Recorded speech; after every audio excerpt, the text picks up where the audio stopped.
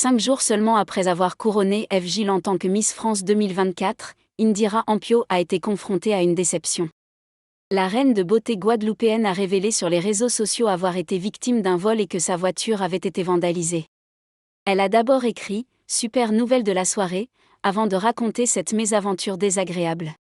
Elle a exprimé son indignation en déclarant « Nous nous sommes garés dans un parking surveillé pour finalement nous faire cambrioler. Ils ont volé le passeport de mon frère, ce qui l'empêche de partir en vacances à l'étranger, ses outils de travail, ainsi que les cadeaux de Noël destinés à ma famille.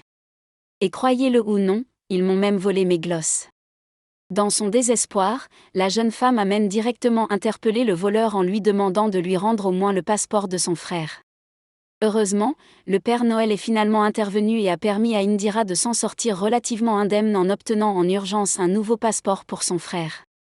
Elle a ainsi pu passer les fêtes en compagnie de ses proches et oublier cette expérience désagréable. Mais alors que l'année 2024 commence à peine, il était écrit que les Miss auraient un début d'année mouvementé. Audrey Owen-Tsai, la première dauphine d'Eve Gilles, a elle aussi été victime d'un vol sur sa terre natale de Kourou. La finaliste du concours Miss France a partagé sur son compte Instagram la liste des objets qui lui ont été dérobés.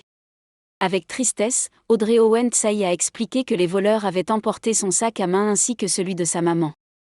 Parmi les objets volés figuraient son passeport, son porte-monnaie contenant ses moyens de paiement, des bijoux, et même ses glosses.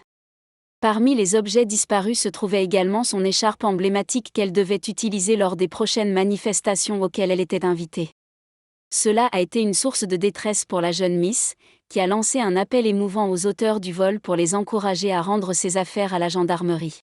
Et son vœu a été exaucé.